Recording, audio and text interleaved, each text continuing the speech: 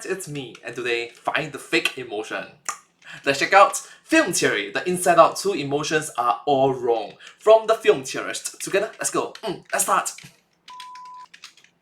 One of these emotions shouldn't be an inside out. If you look at the science, the real-world psychology, and find the best models to fit an adult brain, yeah, this wouldn't be how it looks. And one of these emotions is getting demoted. Film Theory. Hello Internet, welcome to Film Theory, the show that asks, do you ever look at someone and wonder what is going on inside their head? So, welcome to Film Theory. Hello Internet, welcome to Film Theory. in a year where we've desperately needed a box office hit, I'm not sure anyone expected Pixar to come along and be the heavy hitters with Inside Out 2. This is a studio that has struggled with all of its releases since the pandemic, but Inside Out 2, it's the fastest an animated movie has ever hit $1 billion, and it's not slowing down. Also, can I ask, is it weird that all of the successful animation recently has put its main characters through panic attacks? Like, Anxiety has one here, Puss in Boots had one, Spider-Man had one, Mario basically had one. Maybe we're making these movies too #relatable. If you don't know, Inside Out is all about the emotions inside of the head of a girl named Riley. Joy, sadness, disgust, fear, and anger. Together, they basically pilot Riley, helping her navigate her life and appropriately react to the situations put in front of her. Right, here comes an airplane.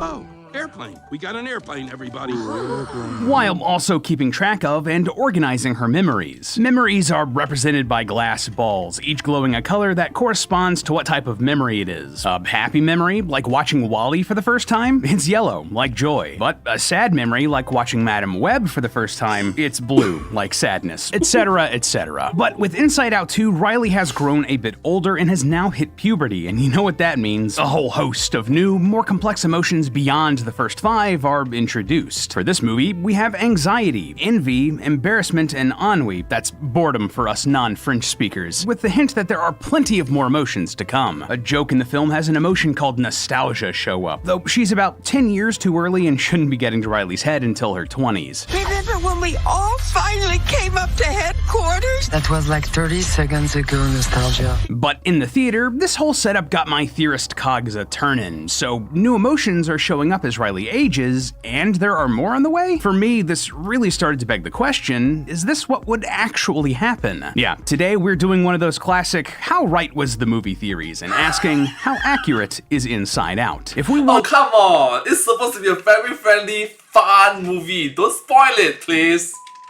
wanted to take a look at real-world psychology and make a scientifically real version of Inside Out, what would the emotions in Riley's head actually be? And more importantly, using that knowledge, what would come next for the Inside Out franchise? Yeah, this movie made $1 billion in 2 weeks. They're not gonna be making an Inside Out 3, 4, 5, maybe a 6. I see you, Disney. I know you. Well, after doing the research, let me tell you, things are about to get way, way bigger for Inside Out. And if they follow the psychology, one of these emotions might be out of a job.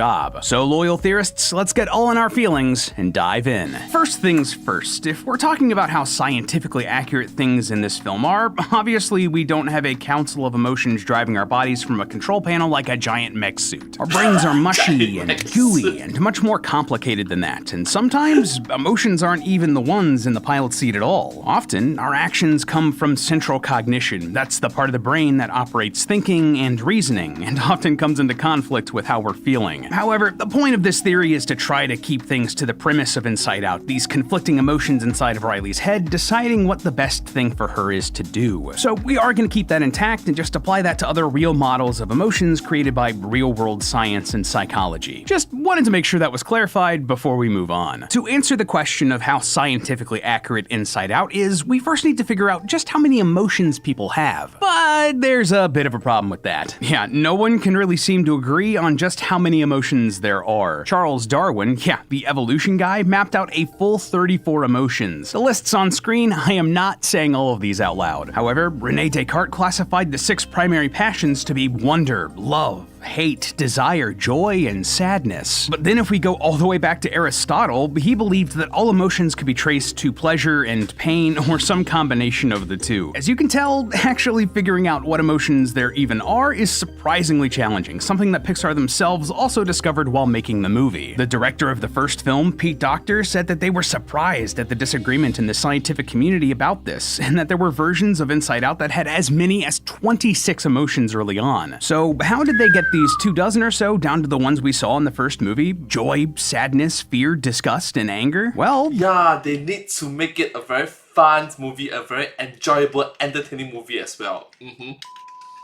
those actually follow some real-world research. In 1980, Professor Robert Plutchik of the Albert Einstein College of Medicine developed the Plutchik wheel, which defined the core emotions as ecstasy, admiration, terror, amazement, grief, loathing, rage, and vigilance. This was then later narrowed down even further by psychologist Paul Ekman to joy, sadness, fear, disgust, anger, and surprise. If that list sounds familiar, it should. Ekman was actually a scientific consultant on Inside Out and helped develop the cast. But already, I'm sure you're seeing some missing characters here. Surprise and amazement, which are kind of the same thing, are in both models, while admiration and vigilance from Plutchik's circle are nowhere to be seen. Gotta say, there are some missed opportunities here for fun characters. Like, I'm imagining Surprise would just be like a shocked Pikachu meme, just hanging out in headquarters all day. And what would a vigilance character look like? Like some guy in a suit of armor? Or like a paranoid dude with binoculars across the street? Maybe both? We were robbed, Pixar. Robbed! Regardless, that's what Pixar used as a basis for both Inside Out and its sequel, but these 6 to 8 emotions seem a bit limiting to express yourself, don't they? Humans are able to feel some pretty weird, complicated emotions that don't really boil down to just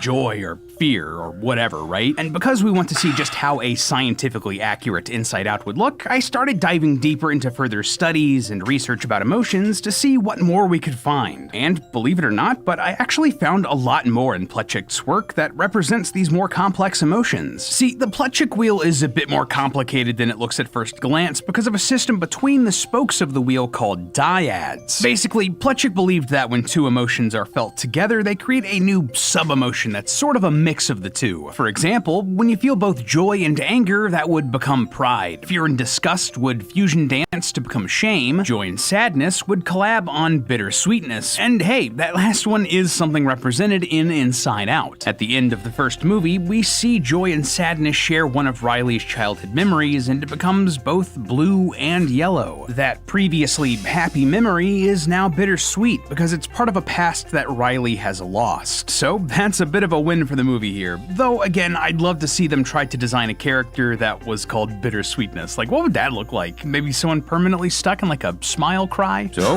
yeah, on the face of it, if we stick to the Plutchik wheel and the Ekman model, there's not Wait. Oh my goodness, I'm actually crying right now. Gosh. Shit. Oh my gosh. a whole lot of deviation we need to make a fully accurate Inside Out. We just need a couple extra main emotions and then more representations of these dyads. However, I have to ask, after doing a bunch of research into the different ideas and models behind how we feel emotions, is the Plutchik wheel really the best thing we can do to really represent our scientifically accurate Inside Out? Are these emotions Yeah, science! that Ekman chose really the best ones to show off the complex, wide range of human feeling? As someone with a passion for science, I was skeptical about that, and after doing a bit of digging, I found I wasn't the only one. Turns out, Ekman wasn't the only psychologist who consulted with Pixar for Inside Out. The other, Professor Dacher Keltner of the University of California, Berkeley, actually disagrees with Ekman about what is and isn't an emotion. Specifically, he pointed to love, amusement, and sympathy as hugely important emotions that didn't make the cut for the film. Now, that being said, I can see how amusement would be covered by joy, and you can sympathize with people based on what you feel, right? It's not necessarily connected to its own emotion. I mean, we literally see sadness sympathize with Bing Bong through sadness. Sounds amazing. I bet Riley liked it. Oh, she did. We were best friends. Yeah, it's sad. I'm okay now. How did you do that? I don't know. He was was sad, so I listened to what. Bing Bong felt sad, and Sadness knew what that felt like, so she sympathized. But love? Yeah, I think love is kind of an important emotion that isn't really covered by any of the others. You can love things that make you happy, or sad, or angry, or that you're scared of. So love really should be part of this cast of characters. Maybe as like a Cupid-looking guy. And this goes even further with the sequel. Like, when I first saw some of the choices for the new cast in Inside Out, it kind of confused me. Like, okay, embarrassment and envy makes sense, I guess, but anxiety? I always thought of anxiety as being more thought-based than feeling-based. Like your mind is racing out of control and you get desperate and need to like throw on some lo-fi to chill yourself out. Oh, and speaking of, if you like the lo-fi that you're listening to right now, this is actually a project that we here at Theorist made called Lore-fi. It's chill beats with a mystery hidden inside of it for all you lore nuts, so go check that out if you're interested. Anyway, based on all of my research, professionals do consider anxiety to be an emotion, so hey, you learn something new every day. But even still, anxiety seems more like a subset of fear than its own emotion, doesn't it? They even sort of talk about that in the movie and how similar fear and anxiety are. Would this actually be a character as important as we see in the movie, with this much power and authority over others? And then there's ennui. There does seem to be some disagreement within the scientific community about whether this sort of boredom is an emotion, but to me it always seemed more like the absence of an emotion, right? Regardless, even just the fact that there was so much disagreement about the number of emotions here amongst philosophers and psychologists, even ones that worked on Inside Out, it made me pause and wonder what else other professionals had to say about the Ekman model. And after doing some digging, I think what the conclusive thing that we can say is humans are complex creatures, and it's important that we show forgiveness if you are unable to understand each other. And it takes time for us to understand each other because humans are. I found this. According to a 2023 study from Scientific Reports, 2023, that's actually very new. Last year. Plutchik, Wheel, and Ekman's model have some issues when you try to apply them to the real world. They found that while Ekman's model did help people who had trouble describing problems with emotions, so stuff like, I take issue with this because it made me mad, or I don't like this because it scares me, for people who were more emotionally mature, who had a better grasp on their emotions or could detect the emotions of others, their feelings rarely lined up with Ekman or Plutchik's work. It was just too limiting or too simplistic. There wasn't enough nuance in the emotions represented by the Ekman or Plutchik models for it to actually be useful to them. So, Okay, I recommend having a sample size from YouTubers because we have to create thumbnails. It's like similar to this one, like all this these individuals, I constantly have to do reaction videos, okay? And I recognize that sometimes my face will be like this. And I'll just like click, oh gosh, I need to make a thumbnail face. Oh, yeah. You get the point, right? all in all, that means that having the emotions in Riley's head be based on Ekman's model would make sense for her. She's a kid, but she's still discovering her emotions and how complex they can be, and feeling two conflicting emotions at the same time. Having just a couple of emotions to point to, or maybe combine here or there, works for her. But the older her character gets, the less it's gonna work. See, as children age, the more complex their ability to feel emotions becomes. At birth, many people believe that children can only feel joy, anger, and fear, which then expands out into others like sadness, surprise, etc., etc. But when children hit puberty, their hormones supercharge the part of their brain that allows them to feel emotions, opening the door to a lot more intense and complex feelings. And there are a lot of these different new emotions too, way more than the 4 that we see added in Inside Out 2. If we want a more scientifically accurate Inside Out, especially moving forward as Riley ages into adulthood, we need a better model to base these characters on, one that's more complex and offers more emotions. Thankfully, there's no shortage of these out there in the world of psychology. Now, there are plenty of wheels that offer a wider range of emotions than what Inside Out pulled from, and a lot of these would be good choices to build off of. However, the one that's the best option, in my eyes, this one, the Junto Institute Emotion and Feeling Wheel. Well, this is part of the wheel. Let's zoom out a bit, shall we? There we go. That's better. The Junto Wheel is a tool that helps build self-awareness and empathy, helping people identify more complex emotions that they're feeling by starting out with what it considers the core emotions: joy, love, fear, anger, sadness, and surprise. From there, it expands outward into more specific sub-emotions of these core 6. So, for example, you could be in a good mood, feeling joy or love, but if you wanted to identify a specific reason why, you expand that out into feeling something more specific, like optimism or contentedness or whatever. This wheel is often used in therapy or professional settings to identify complex feelings, and was designed to be the culmination of other similar wheels. But why would we want to use this for Inside Out moving forward over other wheels? Well, professionals often point to one of the major advantages of the Junto wheel being that it considers love as its own emotion. As we stated earlier, that was something that one of the psychologists Pixar hired to work on Inside Out thought was a hugely important emotion that was missing from the film. Additionally, it offers the most balanced number of what I'm going to call positive and negative emotions, whereas other wheels often skew more heavily to one side or the other. But the biggest thing that the Junto wheel has over a model like Plutchik's, it can get very, very specific. Like, you thought this was the whole thing? Nah man, this is the full wheel. In total, we have 108 emotions represented here on the Junto wheel, and they can get very granular and complex. I also quite like the color coding on this wheel. Many of the more complex sub-emotions have shades of multiple primary emotions in them. Some of them make a lot of sense. There are shades of purple, which is anger on this chart, and emotions categorized under fear or sadness. That checks out, right? They're closer together on the wheel, and a lot of the things that can make you angry can also be sad or scary. But others are way more nuanced, right? Like, there's a tinge of yellow, which is love here, in the opposite emotion, grief. At first glance, that might not make a lot of sense, but I think Andrew Garfield put it the best when he said that grief is just love left unexpressed. Of course there'd be some yellow in there. And best of all, for our purposes today, almost all of the Inside Out emotions are present. Okay, stop. Let me just stop for a while first. A lot of big words. A lot of big words. It's educational, yeah, sure, but a lot of big words. Me, it's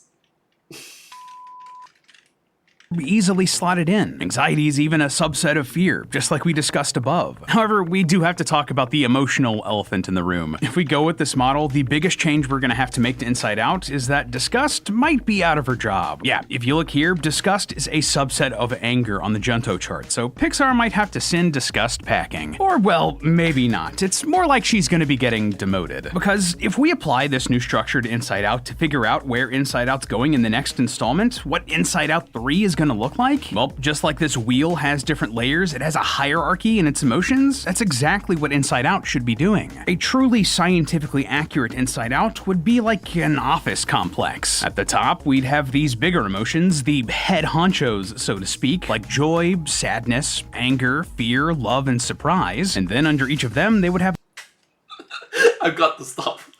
The Pokemon Pikachu faces. emotions directly reporting to them. This is actually where disgust would fall, reporting to anger, while other emotions like pride, optimism, shame, and disappointment would also be in this part of the structure. But then, under each of them, they would also have direct reports. Hope and eagerness would report to optimism. Guilt and regret would report to shame. So on and so forth, etc., etc. So yeah, like so much of real life, the emotions in Riley's head and Inside Out would be like an office building, complete with different departments and a bunch of bureaucracy. I wonder what human resources would be in this case. If I were a betting man, Inside Out 3 is going to be dealing with exactly this. The more and more emotions get added to Riley's head, the more and more complex the structure is going to become. Our core cast of emotions are going to be getting more and more responsibilities, more and more emotions looking to them for guidance. And that's going to add a lot of stress to them. And then when Riley encounters the big emotional conflict of this movie, which will probably be either going to college or the death of one of her parents, things are gonna fall apart as this huge complex of emotions tries to deal with that. On paper, maybe that doesn't sound super exciting, but this is Pixar we're talking about. If anyone's gonna make me cry at a bunch of emotions filing paperwork, it's them. But hey. I think,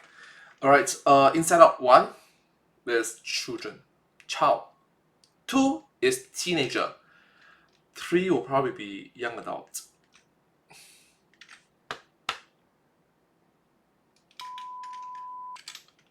Did you know they're making an Inside Out spin-off show for Disney Plus all about how Riley's dreams are made? It's gonna be like a little movie studio in her head, which made me wonder, how are they gonna handle teleprompters? Is that just me? Am I the only one who thinks about those sorts of things? Regardless, there wouldn't be a Teleprompters. Huh.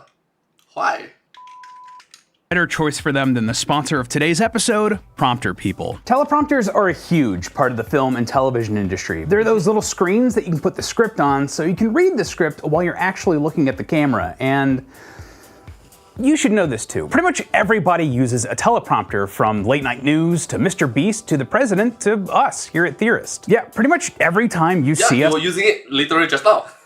on a green screen for a short or a social, or on the couch for a super serious conversation, we're using a teleprompter. And it's not like these are only useful in big budget situations too. Everyone can use a teleprompter. Like, sure, you could read a script off of it, but you could also attach one of these to your computer. And if you're a streamer, throw your chat up on a teleprompter and you can read chat while you're actually looking at your camera. So it feels like you're actually engaging with them. Chat, is this real? They're also a huge time saver for editors. They help keep footage shorter because you don't have to remember all of your lines, and they keep editing time shorter because you don't have to dig through a ton of footage. Trust me, I've edited Food Theory before. So when Prompter People reached out offering to sponsor, it was a no-brainer to say yes. Prompter People make incredible products designed and assembled in the United States. Like this bad boy, who is absolutely the big gun that they'd bring out in a newsroom. Smaller prompters that are easier to maneuver if you want to stay mobile. Even smaller prompters that you can plug into a tablet and perfect for DSLR cameras. And even itty bitty prompters that you can stick on a phone and take anywhere. Prompter People's products are so easy to use, and they have options for all price points. So if you want to take your content creation game to the next level, prompt smarter and go to prompterpeople.com. Thank you again to Prompter People for sponsoring today's episode, and I'll see you all next week. Okay. Wait, you didn't say the... But hey, that's just a theory. A film theory. And cut. And I hope to see you all in my next video. Subscribe. Thank you so much. See, you miss out on that. But anyways, thank you so much. I'm glad that you covered this topic. It's a very detailed video, so good job. And also the video, the movie Inside Out must be fun to watch, must be enjoyable to watch, must be entertaining to watch. If not, people will not watch it, so you get the points. Subscribe, thank you.